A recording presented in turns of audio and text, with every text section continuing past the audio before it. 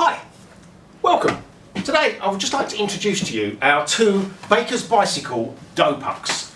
These are two frozen doughs, 470 gram pieces in both multigrain and white.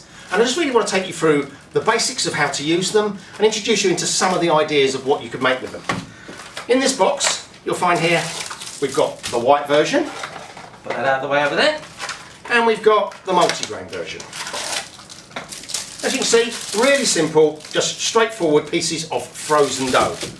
The beauty of these is their versatility.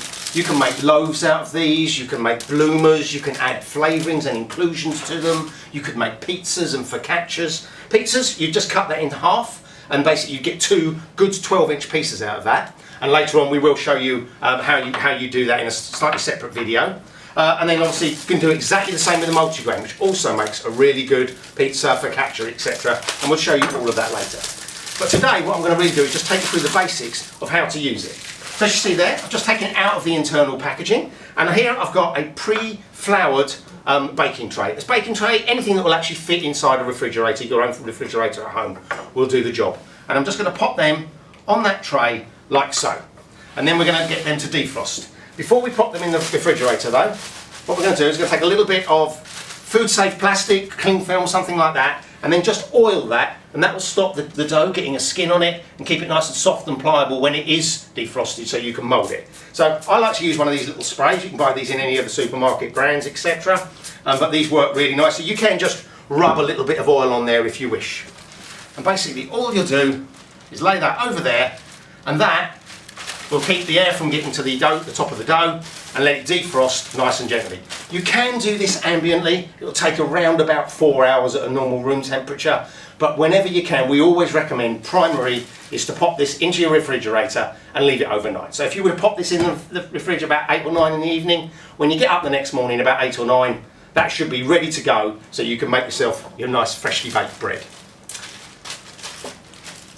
Okay, so we'll take that and we'll pop that into the refrigerator. I'm going to pop that in there and leave it in there, and what you'll get out the other side, as if by magic, in time-honoured tradition, here's some I did earlier.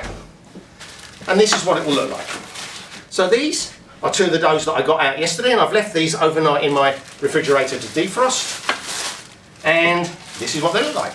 So we'll just take that paper off, or that film off. We'll keep that because we can use that again later when we're going through the proving process, and you end up with two pieces of dough like so. You can see they're soft, they've grown very slightly but not much. The refrigerator stops the yeast working, it's called retarding, so basically it will only grow really slowly. It needs warmth before it will really grow. So it's quite robust. You can leave this in the fridge a little bit longer, it won't be a problem, but you wouldn't want to leave it much more than sort of 18 to 20 hours ideally, but in an ideal world 10 to 12 hours defrost and it's ready to go. So what we're going to do, we're going to make two really quick, the simplest ways of using this dough. We could literally just leave that piece of dough on there and let it prove up and you get a really lovely bloomer. But we're going to make a tin loaf first, just to show you how easy that would be. So just a very simple non-stick metal tin here for baking in.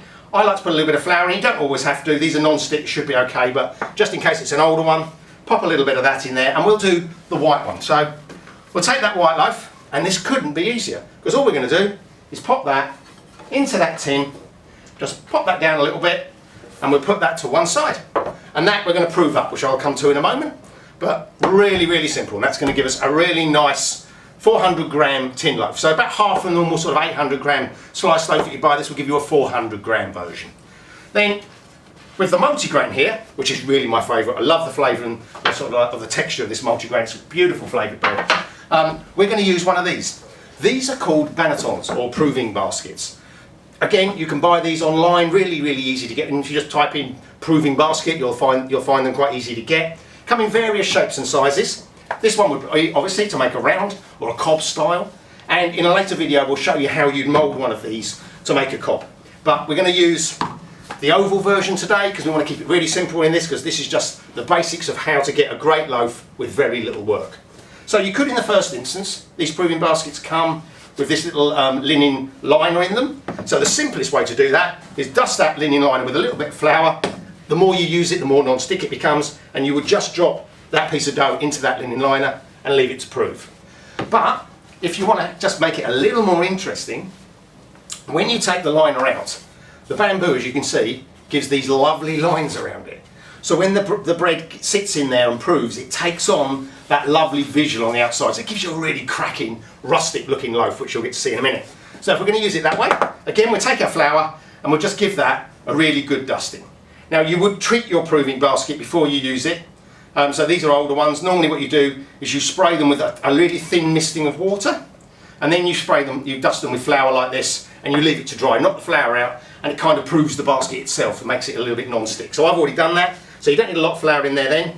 And literally all we're doing is taking that loaf, popping that in there like that, and again, a little bit more flour on top, just around the edges particularly, to help make it sure it doesn't stick. And then we're going to leave that to prove as well. Okay. So proving, okay, that's the next trick is to get the proving sort of just about right. And that is really, really simple. Going to be doing this at room temperature, so obviously it's always going to vary. People always say, how long does it take to prove? Can't give you an exact time because it depends on time of year, the temperature, etc.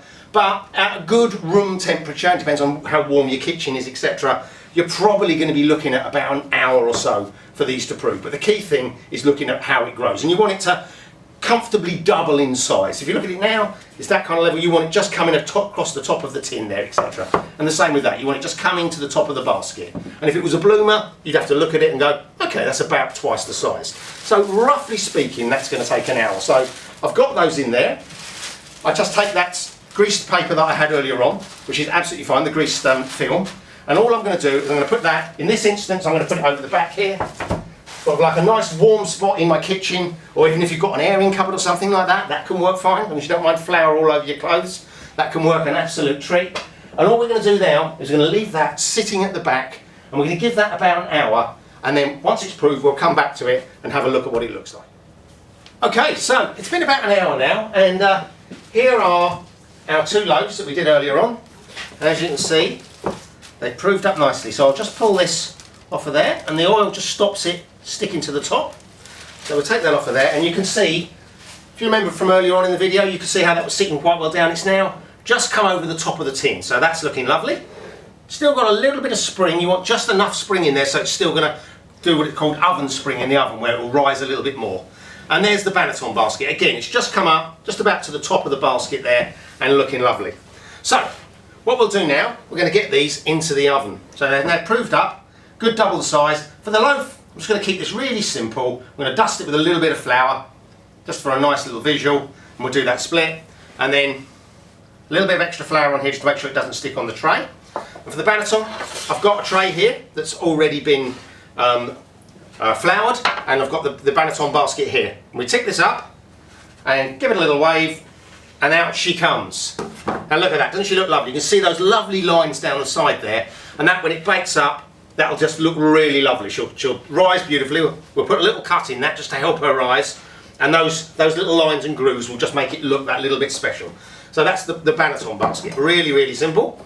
And then obviously the loaf. So what we'll do, we'll quickly put a couple of cuts in here. Now you can do these with a thing called a lame or a razor blade, but obviously not many people have got those at home. So we're going to keep it simple and just do it with a really nice sharp knife. So little knife here that's nice and sharp, and we'll do a straight split loaf here. So I'm going to just literally pull straight down the middle there. Nothing too clever, just straight down there. And you see you've got a nice split, and then we'll do a side split on this one, just like so.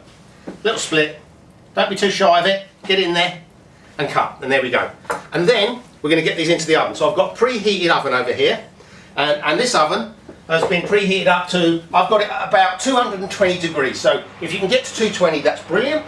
And I'm going to pop that one on the tray there. I'm going to put the loaf on the side there.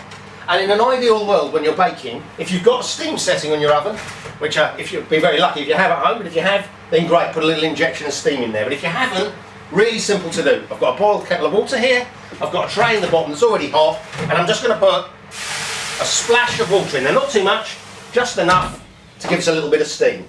And what will happen is that will evaporate through the cook, but the steam, one, helps with the rise, helps to give it that little oven spring. It also helps the bread to form a crust.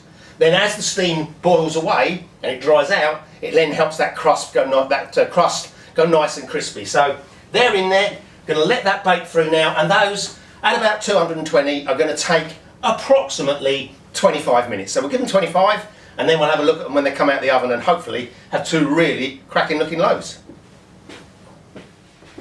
Okay, so that's been 25 minutes and our loaves should be ready. So let's have a quick look in here and see what we've got.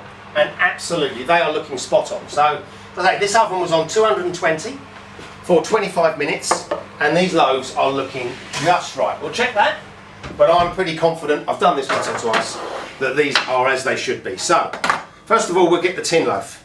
You can see that there, that looks great. Because it's non-stick, it comes out lovely. And hopefully you can hear that. Lovely hollow feeling. It's got a lovely, lovely crust on it. So that, really nice little 400 gram tin loaf ready to go. And then here, we've got that multi-grain that we did in the Banaton basket. And you can see those lovely lines around it just make it look rustic, really farmhousey. And then the split, which just lets it open up that little bit more, gives it a great visual and lets the inside aerate a little bit more as it rises. And there's your two loaves. Again, lovely, lovely crust on it. So, as simple as you've seen through this whole video. Defrost, mould, prove, bake, and you've got freshly baked bread that simply. But when it's cooled down a little bit, pop it into a little plastic bag or something, and that'll comfortably keep for a couple of days. And well, it won't last that long, that's for sure, because you'll find everyone's going to want to eat it. But that's how simple it is to make a loaf of bread using our fantastic Basics Bicycle frozen dough.